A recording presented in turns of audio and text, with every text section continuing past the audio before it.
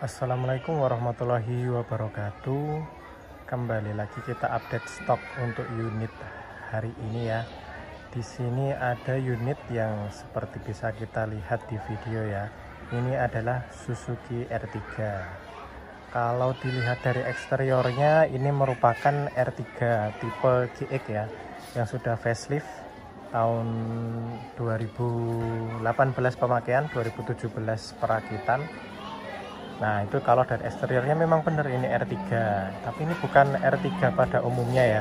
Ini R3 yang termasuk langka unitnya di Indonesia. Jadi ini adalah R3 yang memiliki mesin diesel DDIS ya. Di sini emblemnya, bukan yang VVT seperti R3 bensin pada umumnya. Nah tapi untuk eksterior ini sama persis ya dengan R3 yang bermesin bensin. Tapi untuk unit R3 diesel ini mobilnya adalah CBU dari India, dari diimpor langsung dari India, masuk lewat ATPM resmi yaitu adalah Suzuki Indonesia, Suzuki Indomobil, dan dijual di Indonesia pada tahun 2017 dulu ya, pertama kali launching. Jadi di tahun itu merupakan termasuk mobil yang fenomenal karena satu-satunya mungkin ya, satu-satunya low MPV bermesin diesel selain Chevrolet Spin, tapi ini juga ada sistem hybridnya. Nah nanti saya akan jelaskan untuk sistem hybridnya itu seperti apa. Kita lihat dulu dari eksteriornya ya. Unit ini eksteriornya masih mulus, catnya juga original, tapi memang ya untuk cat kualitasnya dengan R3 lokal ini berbeda. Jadi untuk cat ini untuk rakitan India beda dengan Indonesia. Untuk eksteriornya sama persis ya, bagian belakang pun sama. Yang beda untuk bagian belakang adalah ada emblem hybrid dan ZDI ini ya untuk mesin dieselnya ya.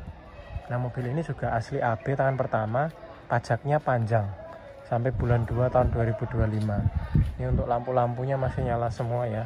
Kemarin habis saya servis, ganti filter solar ya, perawatan rutin lah untuk cek-cek lampu, ganti bohlam, seperti itu perawatan rutin. Ini untuk interiornya juga sama seperti R3 lokal, yang beda di sini adalah build quality-nya ya. Build quality untuk R3 yang CBU atau rakitan India memang beda dengan Indonesia, justru malah lebih bagus yang rakitan Indonesia. Jadi di sini untuk finishingnya itu masih kurang rapi ya. Untuk gap-gapnya itu masih kurang rapi. Di sini bisa kita lihat lebih bagus yang lokal, itu sebenarnya lebih rapi sih. Kita lihat masih ada gap-gapnya yang kurang bagus. Sama untuk bahan joknya juga beda dengan yang lokal. Yang India ini lebih kasar ya, cenderung lebih kasar, tapi sebenarnya lebih kuat ya bahannya daripada yang lokal. Ini untuk kualitas plastiknya kurang lebih juga sama dengan R3 yang bensin rakitan Indonesia. Sedikit berisik, saya cabut dulu. Nah ini untuk speedometernya juga beda, nanti saya akan jelaskan lebih detail. Kita lihat dulu dari sisi eksteriornya ya. Untuk eksteriornya saya sampaikan minusnya dulu. Kalau minusnya sih insya Allah nggak ada untuk eksterior ya. Mulus, semuanya mulus, catnya original, paling ada den-den kecil gini ya, wajar pemakaian, kena kerikil gitu. Untuk bodi juga sudah dipoles, ini sudah kinis-kinis seperti itu, catnya juga mulus, tidak ada yang perlu repaint, mulus. Eksteriornya masih juara. Untuk bannya juga masih oke, masih lumayan tebal ya, masih oke lah untuk dipakai sampai 30.000 km lagi baru habis mungkin ya, seperti itu. Untuk eksteriornya ya sama seperti R3 bensin pada umumnya yang facelift. Aksen-aksen ini juga sama, reflektornya, chrome-nya juga sama, hanya beda di emblem saja. Pajak ya, pajak panjang ini, pajak sampai Februari tahun 2025. Oke, setelah itu kita lihat dari interior yang bagian belakang juga sama persis dengan R3 bensin, hanya beda di material dan finishingnya saja. Ini seperti gap-gapnya ini masih ada, masih cenderung kasar juga, lebih halus yang rakitan lokal ya. Joknya ini agak terlipat-lipat karena sebelumnya di cover ya, terus covernya saya lepas untuk menunjukkan bagian dalamnya. Bagian dalamnya juga masih ori, masih bersih, Nanti kalau dipakai lama-lama nggak lipat-lipat lagi seperti itu. Ini baru saya lepas, masih bersih seperti baru dalamnya, belum ada cacat untuk joknya. Plafon juga rapi, tidak ada sobek-sobek. Dashboard juga, untuk setirnya di retrim ya, karena emang bahannya beda dengan yang lokal, lebih enak yang lokal genggamannya. Jadi owner sebelumnya di retrim kulit, jadi lebih mewah. Bisa dilepas juga masih bisa. Ini kilometer di 116.000 ya, karena untuk harian juga. Untuk warawiri, karena mobil ini sangat-sangat irit ya. Kemarin saya coba itu dari saya perjalanan di sini dari Wonosari ke Jogja, memang medannya turun tapi ya naik turun pegunungan seperti itu. Bisa tembus di 1 liter, dapat digunakan untuk 23 km, dan ini bisa untuk diisi biosolar. Jadi untuk konsumsi BBM-nya sangat hemat ya. Biosolar juga kuat mesinnya sebenarnya, walaupun Suzuki di awal tidak merekomendasikan ya untuk biosolar, tapi untuk ini bisa ikut forum nanti diskusi di Gadis ya. R3 Diesel ada forumnya di Facebook, itu rata-rata pada pakai biosolar juga. Pakai biosolar juga tidak ada masalah, mobil ini masih kuat. Yang penting filter solarnya rutin, kalau bisa ya per 5.000 kita ganti seperti itu. Untuk spare partnya juga yang habis pakai seperti filter solar itu juga banyak di Indonesia, tapi untuk part-part tertentu yang misal gantinya lama gitu atau komponen jeruan mesin, memang nggak semua toko spare part ada ya, tapi untuk spare part gampang, online itu pasti ada seperti itu. Untuk kaki-kaki juga sama seperti R3 yang bensin, yang beda hanya di sektor mesin saja. Nah, coba kita lihat di mesinnya dulu ya, sambil saya jelaskan untuk sistem hybridnya. Untuk hybrid ini tidak ada baterai ya, jadi untuk yang mengira hybrid ini ada baterainya atau ada mesin bensinnya, ini salah ya. Jadi saya kaitkan dulu.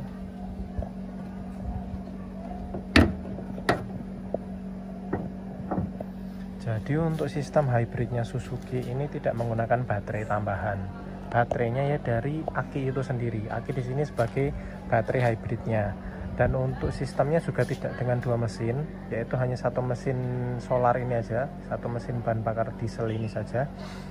Dan dibantu dengan motor listrik. Motor listriknya bukan menggerakkan mobil secara langsung. Jadi kalau dulu kan hybrid kena pajak mahal ya, karena dianggap 2 mesin ya, peraturan zaman dulu masih aneh memang Indonesia itu, padahal harusnya kan didukung kalau ada hybridnya biar penggunaan BBM fosilnya bisa ditekan. Karena kalau dulu mah dihitung pajaknya 2, pajak mesin bensin sama mesin listrik, jadi mahal pajaknya. Nah kalau ini mesinnya tetap 1 dan baterainya adalah aki, makanya ini akinya speknya juga beda ya. Akinya ukurannya besar dan CC nya ini juga harus gede juga, minimal 330 kalau nggak salah ya, saya juga masih awam tentang mobil ini. Nah itu dia akan menggerakkan alternatornya. Jadi alternator mobil ini itu beda dengan mobil lain ya, dia juga sebagai dinamo yang akan membantu mesin untuk menggerakkan mobil. Jadi di sini kan ada belt-beltnya itu ya. Nah dia nanti saat RPM rendah itu nanti dinamonya akan diputar oleh tenaga aki listrik untuk membantu memutar tenaga mesin. Jadi meringankan kerja mesin, hanya meringankan kerja mesin dari sistemnya itu, bukan menggerakkan mobil secara langsung. Dan apakah efeknya cukup berasa? Saat jalan tidak terasa sebenarnya. Jadi hybridnya sangat-sangat mild ya, sangat kecil ya, tapi dapat membantu untuk efisiensi BBM memang. Jadi dia akan membantu menggerakkan dari mesinnya, tapi dari lewat alternator tadi, dinamonya yang akan menggerakkan beltnya, meringankan beban mesin saat di RPM rendah. Nah saat kita lepas gas juga dia ada sistem SHVS ya. Nah sistem hybridnya itu SHVS namanya di Suzuki ini, adalah Smart Hybrid System, Smart Hybrid Vehicle System ya, itu singkatannya ya, Smart Hybrid Vehicle System dari Suzuki. Saat kita lepas gas itu SHVS-nya akan bekerja, nanti indikator kita suruh menyala, dia akan mengecas aki. Nah saat di RPM rendah kita gas di bawah 1500 kalau nggak salah, nah itu SHVS akan membantu menggerakkan mesin, meringankan beban mesin seperti itu. Jadi Sistem SHVS akan bekerja saat RPM rendah, dan saat kita melepas gas akan bekerja untuk mengisi baterai. Saat kita menginjak gas di RPM rendah akan membantu kinerja mesin agar lebih ringan. Seperti itu sistem hybridnya. Jadi enggak hybrid yang susah perawatannya, enggak, hanya beda di dinamo alternatornya saja. Dan ini juga ada sistem idling stop ya, atau ISS kalau di Honda motor ya. Ini kalau di motor Honda itu kan ada ISS yang di sebelah kanan ada switchnya itu. Nanti kalau di lampu merah, kalau udah jalan beberapa meter mesin udah panas, kita masukkan netral, kita lepas kopling, nanti otomatis mobil akan mati. Nah, untuk menghemat BBM. Dan saat mau hijau kan, kita mau jalan, kita injak kopling, nanti otomatis mobil langsung nyala. Dan nyala itu diputar oleh dinamo di alternator tadi untuk menyalakan mobilnya. Jadi seperti itu. Jadi ada ISS-nya. Jadi mobil ini hemat di Bangjo. Nah, di sini nyebutnya lampu merah tuh Bangjo ya. Di lampu merah tuh mesinnya kondisi mati, jadi tetap hemat BBM. Tapi ya itu konsekuensinya, karena nggak berputar mesinnya, untuk kompresor AC juga nggak bekerja, jadi panas nanti memang. Tapi nanti dia kalau mendeteksi udah arusnya, baterainya, voltasenya agak turun, dia akan otomatis nyala kembali. Misalkan kita berhentinya lama, seperti itu. Jadi sistemnya sudah banyak fitur ya, beda dengan R3 bensin. Ini ada ISS-nya, ada hybridnya tadi, terus sensor parkirnya di belakang juga ada 4, juga lengkap fiturnya, lamp levelingnya juga ada, seperti itu. Oke, ini untuk mesinnya. Dan mobilnya juga jaminan bebas nabrak, bebas banjir, sealer-sealernya masih ori semua. Untuk tulangan-tulangan upfront depan aman. Mesin juga tidak ngobos, saya jamin tidak ngobos. Saya cek juga tidak ada rembesan-rembesan oli, masih kering, bebas laka, bebas banjir. Insya Allah aman semua untuk mesinnya. Asli plat AB ya, AB Sleman. Nah, kita coba start up mobilnya sambil kita lihat di bagian speedometernya.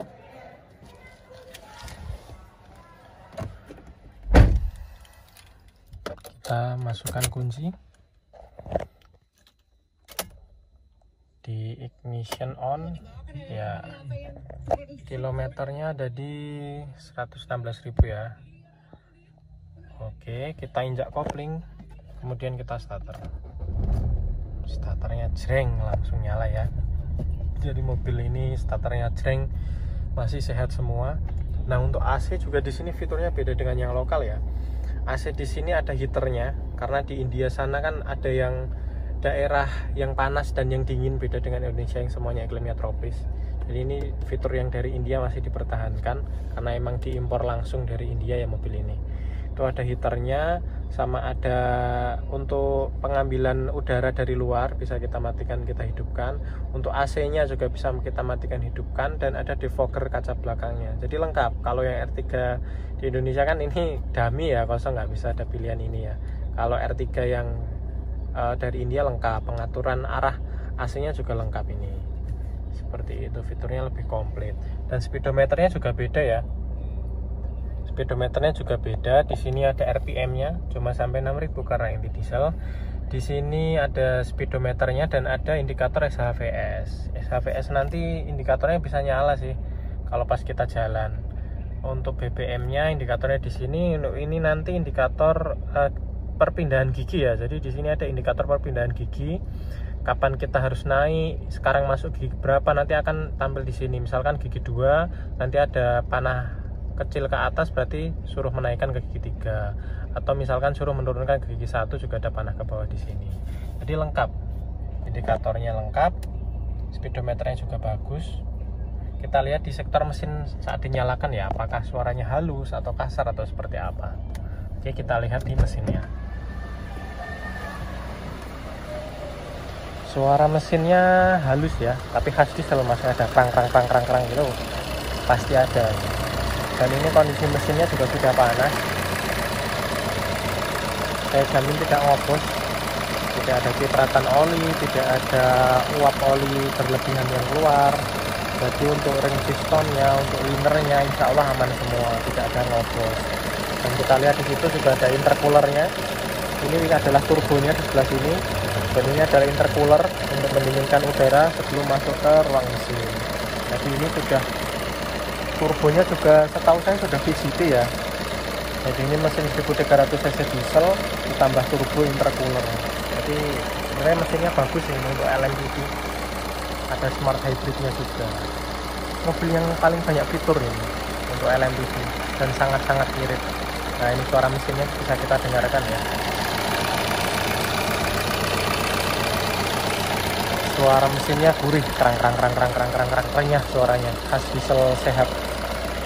Kita lihat dari asapnya, apakah asapnya ngobos atau ada asap hitam berlebihan.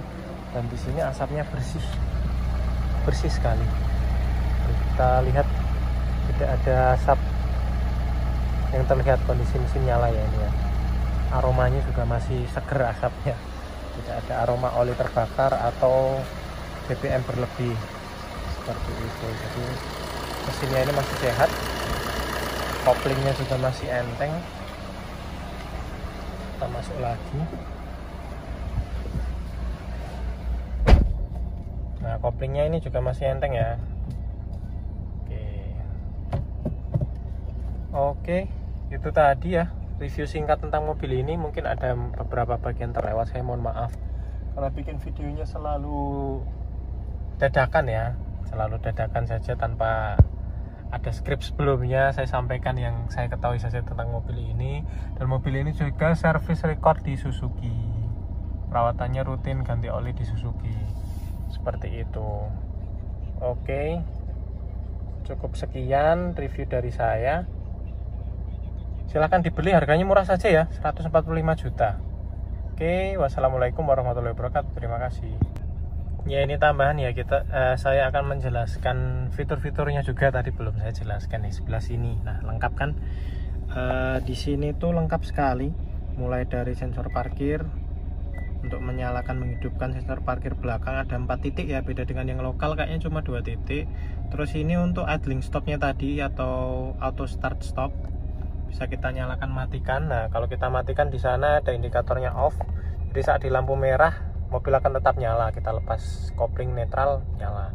Tapi kalau ini kita mencet lagi, ini berarti aktif, nanti lampu merah kita lepas kopling kondisi netral, saat berhenti akan mati mobilnya. Setelah kita injak kopling akan nyala kembali.